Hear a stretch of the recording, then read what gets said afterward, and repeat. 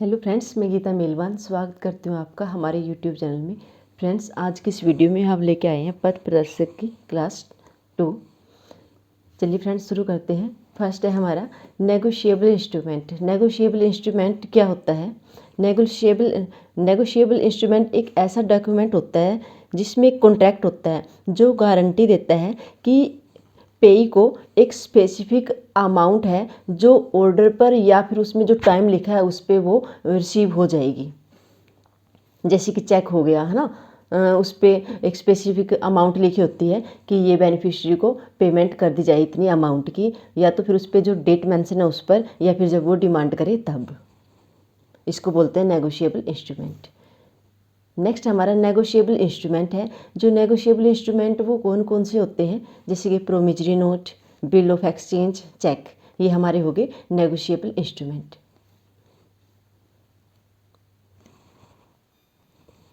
अब हम बात करते हैं कि करैक्टरिस्टिक कि जो नेगोशिएबल इंस्ट्रूमेंट है ना, इनके करैक्टरिस्टिक क्या होते हैं। एक तो क्या होता है कि फ्रीली ट्रांसफरेबल होते हैं ये, ठीक है। ये कितनी बार भी इसको ट्रांसफ़र कर लो, इसकी कोई लिमिट नहीं होती, जितने टाइम चाहे वो ट्रांसफ़र किए जा सकते हैं। नेक्स्ट हमारा the holders title defect is freely, ठीक है। जो होल्डर टाइटल होता है वो दोष मुक्त होता है। 3 है पॉइंट हमारा डेट इज मार्क्ड, इस पे डेट मेंशन होती है। लास्ट पॉइंट हमारा can be transferred, accepted, drawn, endorsed, negotiated. ये ट्रांसफ़र किए जा सकते हैं, एक्सेप्ट होते हैं, ड्रॉन किए जाते हैं, इंडोर्स किए जा सकते हैं, नेगोशिएटेड होते हैं। आगे बात करते हैं हम सेक्शन की। नेगोशिएबल इंस्ट्रूमेंट के इंपॉर्टेंट सेक्शन कौन से होते हैं। सबसे पहले हमारा सेक्शन 4 है जो किससे रिलेटेड है, वो है प्रोमिजरी नोट से रिलेटेड। प्रोमिजरी नोट में क्या होता है? जो प्रोमिजरी नोट है वो क्या होता है? एक इंस्ट्रूमेंट होता है जो कि राइटिंग में होता है, ठीक है। राइटिंग में एक इंस्ट्रूमेंट होता है प्रोमिजरी नोट, जिस पे साइन किसके होते हैं? मेकर के, जो बनाता है ना उसके साइन होंगे इस पे प्रोमिजरी नोट पे। और क्या है, इसमें कोई कंडीशन नहीं होती पेमेंट की, एक स्पेसिफिक अमाउंट है जो वो पेएबल होती है। ये था हमारा प्रोमिजरी नोट। इस पे किसके साइन होंगे? मेकर के। प्रोमिजरी नोट पर मेकर जो बनाता है उसके साइन होते हैं। आगे हमारा सेक्शन 5, हमसे ऐसे पूछ लेते हैं कि प्रोमिजरी नोट क्या है, ठीक है। तो एक तो हो गया नेगोशिएबल इंस्ट्रूमेंट हो गया, और इस पे साइन किसके होते हैं? वो होते हैं मेकर के, जो इसको बनाता है। ये 2 पॉइंट है जो इसकी इंपॉर्टेंट है। आगे सेक्शन 5 में बिल ऑफ एक्सचेंज को डिफाइन किया गया है। बिल ऑफ एक्सचेंज है, ये भी एक नेगोशिएबल इंस्ट्रूमेंट है। इस पे साइन होंगे मेकर के। इसमें भी यही है कि एक पेमेंट, एक जो स्पेसिफिक पेमेंट है वो पेएबल होती है, और वो भी अनकंडीशनली, इस पर कोई कंडीशन नहीं होती। होल्डर को ये स्पेसिफिक अमाउंट है जो उसकी पेमेंट करनी होती है। नेक्स्ट सेक्शन है हमारा 6। सेक्शन 6 में डिफाइन किया गया है चेक को। चेक भी एक नेगोशिएबल इंस्ट्रूमेंट है जो कि बैंक में प्रेजेंट किया जाता है, और क्या होती है, इसकी एक मैच्योरिटी डेट होती है, उससे पहले इसकी पेमेंट होती है। ये भी, इस पर भी मेकर के साइन होते हैं। उसके बाद आगे हम बात करते हैं कि ट्रंकेटेड चेक है जो, वो क्या होते हैं। ट्रंकेटेड चेक है electronic image of cheque, cheque की इलेक्ट्रॉनिक इमेज को ट्रंकेटेड चेक कहते हैं। आगे हमारा टाइप ऑफ चेक। चेक के टाइप्स कौन कौन से होते हैं, पहले हम देखते हैं ऑर्डर चेक। ऑर्डर चेक में क्या है? ऑर्डर चेक इस टाइप के चेक को कहते हैं जिसमें एक से ज़्यादा पे हो सकते हैं। सेकंड हमारा बेयर चेक। बेयर चेक क्या है? Cheque is bearer written and can be negotiated only by delivery. ये क्या है कि ये रिटन होता है, और ये ना अगर इसको नेगोशिएट करना है तो सिर्फ डिलीवरी से। नेक्स्ट हमारा क्रॉस चेक। क्रॉस चेक क्या होता है? अकाउंट पे, ठीक है। क्रॉस चेक में होता है कि 2 लाइनें इसके कॉर्नर पे 2 लाइनें बना देते हैं, पहले लाइनें, इसका मतलब है कि वो काउंटर पे पेएबल नहीं होगा, काउंटर पे उसकी पेमेंट नहीं होगी, इसकी पेमेंट है क्या? अकाउंट में ही इसकी पेमेंट की जाएगी। नेक्स्ट हमारा cheque issued in different ink pen and language. ये होता है ना, एक क्वेश्चन बन सकता है कि एक चेक है वो डिफरेंट इंक में लिखा हुआ है या फिर कई पेन यूज किए उसको लिखने के लिए या फिर लैंग्वेज अलग अलग है, ठीक है। तो क्या इस टाइप के चेक की पेमेंट करेंगे? यस, इस टाइप के चेक की पेमेंट की जा सकती है। नेक्स्ट हमारा इनकोहेट चेक। इनकोहेट चेक क्या होता है? इनकोहेट चेक उस चेक को कहेंगे जो इनकम्प्लीट होता है। इनकम्प्लीट चेक है जो इस चेक की पेमेंट नहीं की जा सकती, लेकिन अगर इसको कंप्लीट कर दे तो इसकी पेमेंट हो जाती है। जैसे कि कुछ लिख दिया, ठीक है, जैसे कि अमाउंट नहीं लिखी है, ठीक है, सिर्फ ड्रॉवर ने साइन करके दे दिया चेक, इस टाइप के चेक को कहेंगे इनकोहेट चेक। या फिर अकाउंट नंबर लिखा है, जो भी है, तो इस टाइप के चेक को रिटर्न कर दिया जाता है पेई को, तो वो इसको कंप्लीट कर सकता है। चाहे तो ड्रॉवर कंप्लीट कर ले इसको, और पेई चाहे तो पेई कंप्लीट कर ले। कंप्लीट करने के बाद ही फिर इसको प्रेजेंट करेंगे, तब बैंक इसकी पेमेंट करेगा। नेक्स्ट हमारा a holiday cheque can be paid the next day. Question बन सकता है कि एक चेक है, ठीक है, उस पर डेट है हॉलीडे की मेंशन की हुई है, वो मैच्योरिटी डेट है, ठीक है। इसके बाद वो चेक कब प्रेजेंट करें कि उसकी पेमेंट हो जाए? तो क्या है, नेक्स्ट डे। अगर उस दिन हॉलीडे है तो उससे नेक्स्ट डे वो चेक की पेमेंट की जा सकती है। आगे हम बात करते हैं नेक्स्ट टाइप है जो वो है impossible dated cheque. Impossible dated cheque है, चेक पर कोई ऐसी डेट लिख देना जो होती नहीं है। जैसे कि लिख दिया 31 नवंबर, है ना, जैसे कि इसका मंथ होता ही 30 नवंबर तक है, 31 तो होती ही नहीं है। तो क्या है, उस टाइप के चेक को पॉसिबल डेट पे पेमेंट की जा सकती है। जैसे 31 नवंबर लिखा है ना, तो उसकी पेमेंट 30 नवंबर को हो जाएगी। नेक्स्ट हमारा है एंटीडेटेड चेक। एंटीडेटेड चेक कौन से होते हैं? Earlier date than the date of writing cheque और ओपनिंग ऑफ अकाउंट। जैसे कि अकाउंट ओपन हुआ है 10 नवंबर को और चेक पे डेट लिख दी है 5 नवंबर, तो इस टाइप के चेक को एंटीडेटेड चेक कहते हैं। क्या वो उनकी पेमेंट की जा सकती है? उनकी पेमेंट की जा सकती है एंटीडेटेड चेक की, लेकिन can be paid till maturity, ठीक है, जब उसका टाइम आएगा उसके बाद, ठीक है, मैच्योरिटी तक। नेक्स्ट हमारा स्टील चेक। स्टील चेक कौन से होते हैं? एक्सपायर्ड, ठीक है, जो एक्सपायर हो चुके हैं। जैसे चेक की ये होती है मैच्योरिटी डेट होती है 3 मंथ होती है, ठीक है ना, लेकिन जब वो 3 मंथ की डेट निकल जाती है तो इस टाइप के चेक को कहेंगे एक्सपायर्ड चेक। इनकी पेमेंट नहीं की जा सकती।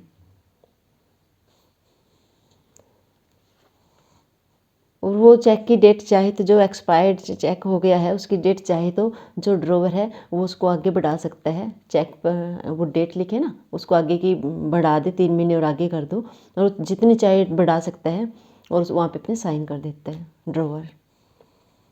नेक्स्ट हमारा section 138 of negotiable instrument. Negotiable instrument का सेक्शन 138 है, जिसमें इसमें डिफाइन किया गया है कि चेक की वैलिडिटी 6 मंथ, ठीक है, चेक की वैलिडिटी है जो 6 महीने होती है। लेकिन क्या है, बट आरबीआई लिमिटेड, आरबीआई ने इस वैलिडिटी को लिमिटेड किया है कितने, 6 महीने से 3 महीने। चेक में और डीडी में पहले 6 महीने होती थी, अब ये 3 महीने कर दिया है किसने, आरबीआई ने। आगे हमारा still cheque can be revalidated by the drawer. और जो 3 मंथ की है ना चेक की डेट, वो जितना टाइम चाहे ड्रॉवर इसको, जितना टाइम चाहे उसको बढ़ा सकता है, हर बार 3-3 महीने बढ़ा सकता है। आगे बात करेंगे हम still cheque can be revalidated by the drawer.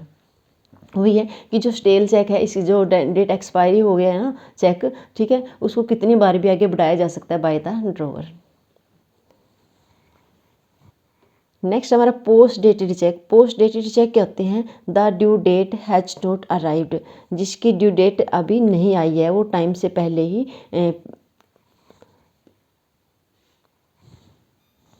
Present कर दिए जाते हैं। इस टाइप को चेक को कहते हैं पोस्ट डेटेड चेक।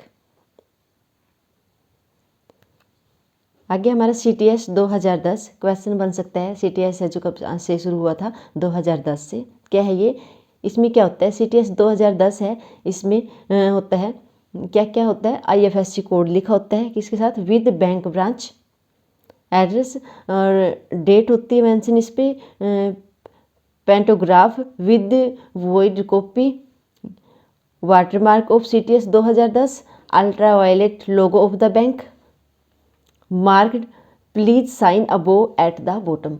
तो ये है क्वेश्चन ऐसे बन सकता है कि जो CTS 2010 है, ठीक है, इसमें क्या क्या मेंशन है, क्या क्या इस पे क्या क्या लिखा होता है इस पे, ठीक है ना, या फिर होता है कि क्या क्या नहीं होता। तो ऑप्शन दे सकते हैं, आपको पता होना चाहिए कि इसमें क्या क्या है, चेक के ऊपर क्या क्या लिखा होता है, आपको पता होगा तभी आप सही ऑप्शन पे टिक कर पाओगे कि क्या इसका है और क्या इसमें नहीं लिखा होता।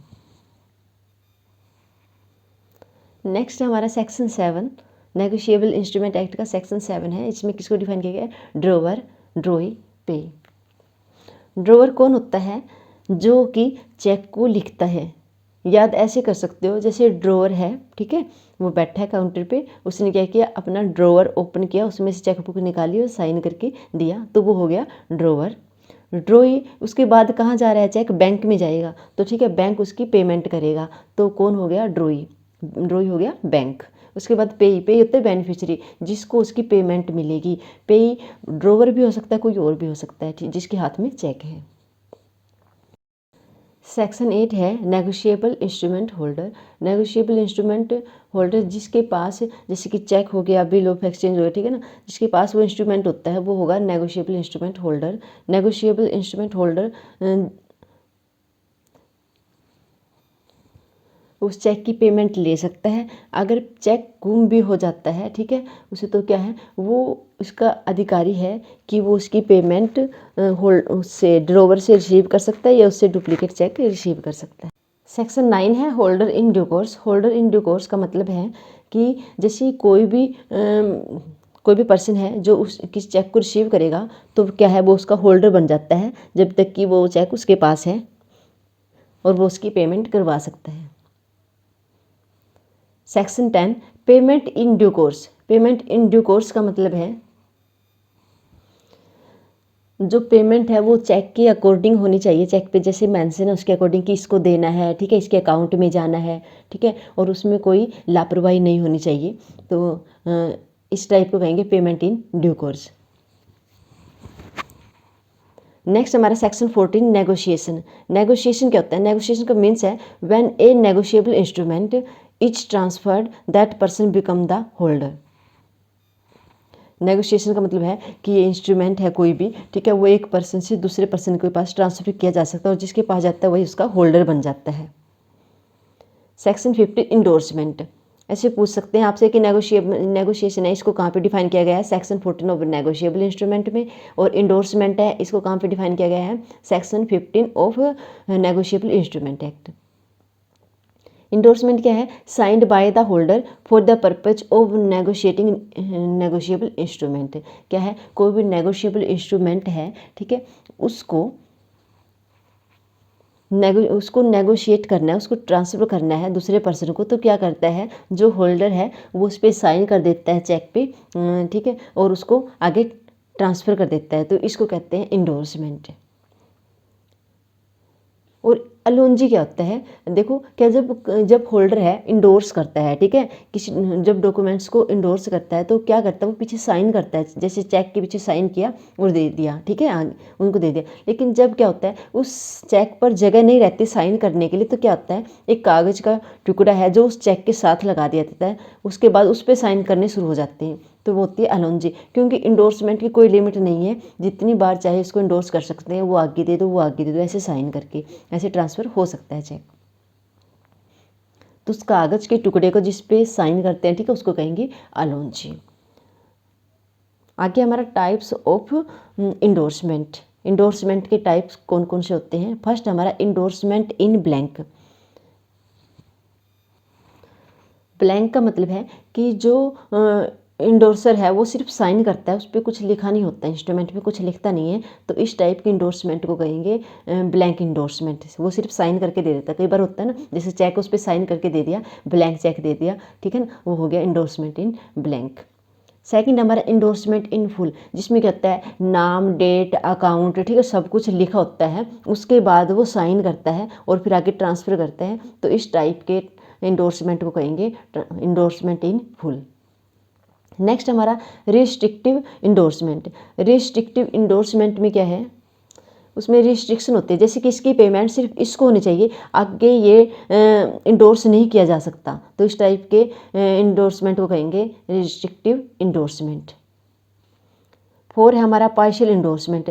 पार्शियल इंडोर्समेंट में क्या होता है कि केवल कुछ राशि है ना, कुछ राशि के का इंडोर्समेंट किया जाता है, उसको कहेंगे हम partial endorsement.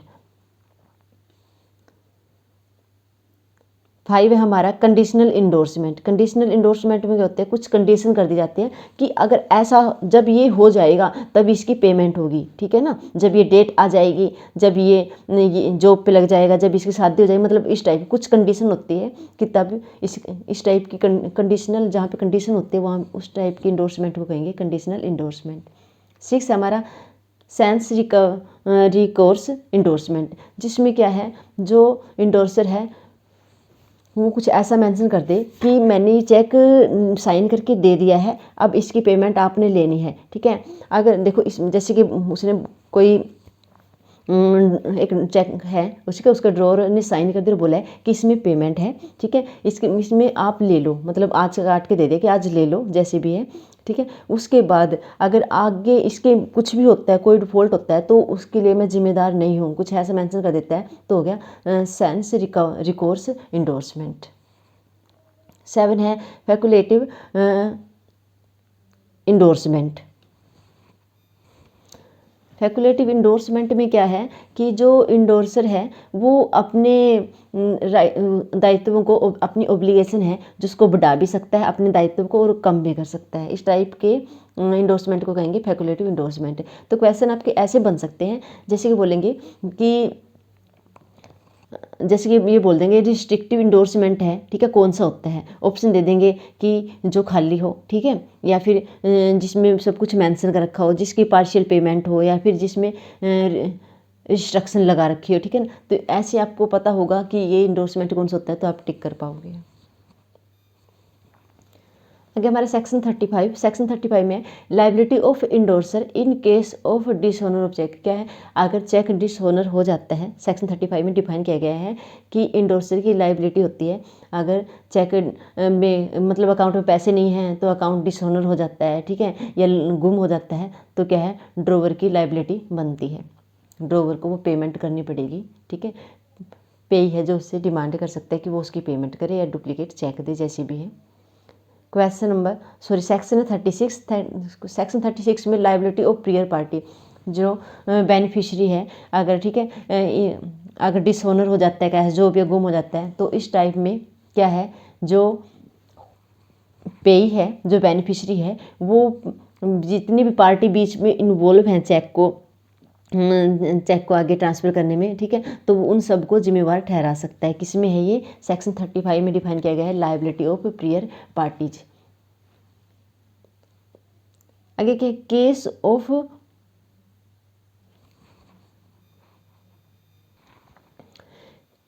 Discrepancy between the amount in words and figure in words can be paid. क्या है कि अगर क्वेश्चन बन सकता है आपके पास कि एक चेक है, उस पर वर्ड्स में अलग अमाउंट लिखी हुई है, ठीक है, डिजिट में अलग है, ठीक है, जैसे वर्ड्स में 1 लाख लिख दिया, डिजिट में 10,000 लिख दिया, तो कौन सी अमाउंट है जो पेएबल है। जैसे कि अगर वो कहे, कस्टमर कुछ कहे कि ये डिजिट में करो या फिर वर्ड्स में करो, ऐसा नहीं है, हमने फॉलो करना है कि जो वर्ड्स में है, ठीक है, उसी अमाउंट को पेमेंट कर सकते हैं हम, वर्ड्स की अमाउंट को ही प्रेफरेंस दी जाएगी। Section 19 an instrument is payable on demand if the time for payment is not specified on it. क्या है कि अगर कोई भी इंस्ट्रूमेंट है, कोई चेक है, अगर उस पर कोई स्पेसिफिक डेट मेंशन नहीं है तो उसको डिमांड पर पेएबल किया जा सकता है। आगे हमारा section 20 holder can complete the incomplete instrument. जो होल्डर है, ठीक है, वो इनकम्प्लीट, अगर इनकोहिट चेक है, इनकम्प्लीट चेक है, कोई भी इनकम्प्लीट इंस्ट्रूमेंट है, तो उसको कंप्लीट कौन कर सकता है, होल्डर। आगे हमारा section 22 promissory note bill of exchange matures on the due date. जो प्रीमिजरी नोट और बिल ऑफ एक्सचेंज हैं ये क्या है, ड्यू डेट पर मैच्योर हो जाते हैं। जैसे कि 3 महीने की डेट है उस पर मैच्योर हो जाते हैं, लेकिन इसके बाद इनको फिर ग्रेस पीरियड दिया जाता है। कितने टाइम का?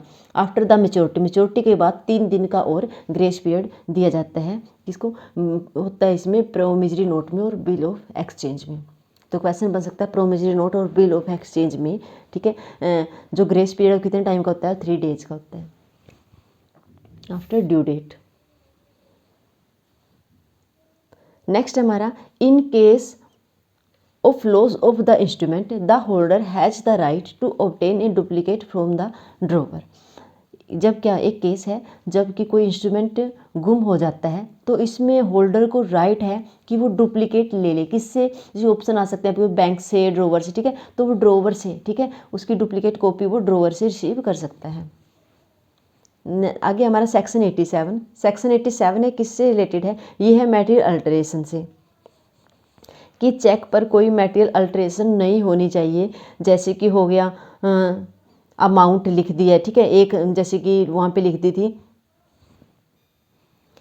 जैसे कि 4 लाख का 8 लाख बना दिया, ठीक है, कुछ भी है, तो इस टाइप की कुछ भी मटेरियल अल्टरेशन नहीं होनी चाहिए। तो अगर ऐसा है तो उसकी पेमेंट नहीं की जाएगी। ये सेक्शन 87 में डिफाइन है। सेक्शन 89, सेक्शन 89 में है कि मटेरियल अल्टरेशन बैंक, अगर मटेरियल अल्टरेशन के केस में बैंक को, ठीक है, इसमें कि बैंक अपने ऑब्लिगेशन से मुक्त हो जाता है। कब? अगर कोई मटेरियल अल्टरेशन की गई है चेक पे, लेकिन वो नेक्ड आई से देखने पर भी वो समझ में नहीं आ रही है, ठीक है ना, इस टाइप की अगर कोई मटेरियल अल्टरेशन है तो क्या है, बैंक अपनी ऑब्लिगेशन से मुक्त हो जाता है, तो बैंक इसका जिम्मेदार नहीं होगा।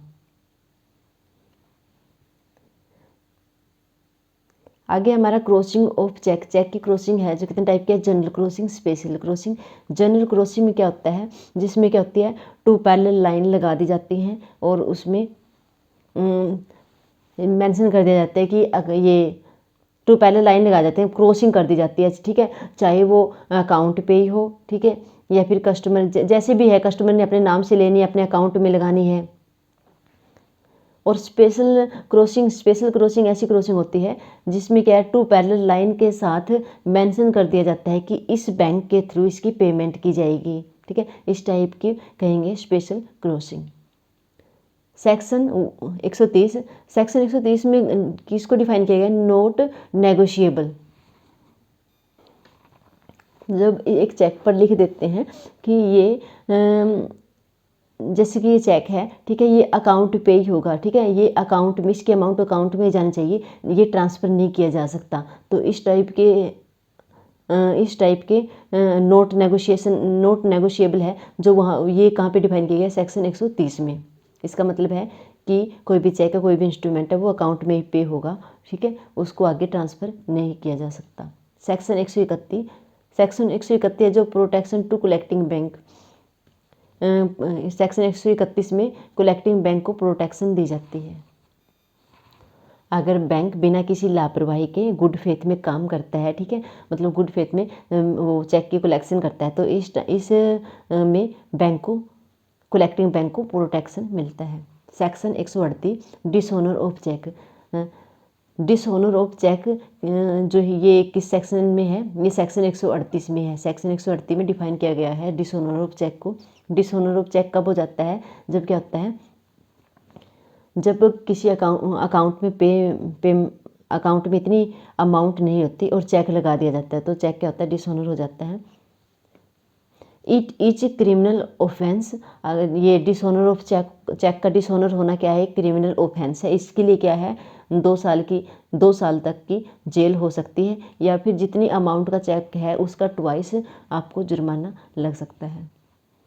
नेक्स्ट हमारा section 146, cheque dishonoured the returning memo of the bank is a prime evidence court accepted base of this, क्या है कि चेक डिसऑनर हो गया है नहीं हो गया है, किस बेस पे कैसे पता, कोर्ट कैसे एक्सेप्ट करता है। तो क्या होता है इसके साथ क्या होता है, the returning memo of the bank, bank ने जो रिटर्निंग मेमो लगाया होगा ना वो पेश करना पड़ता है कोर्ट के सामने, तब ये कोर्ट एक्सेप्ट करता है कि चेक डिसऑनर हो गया है। तो फ्रेंड्स ये थे नेगोशिएबल इंस्ट्रूमेंट जो कि पथ प्रदर्शक में दिया हुआ है। ठीक है, तो आगे की जो क्लास 3 या पथ प्रदर्शक की हम लेके आएंगे नेक्स्ट वीडियो में। Thank you, have a nice day.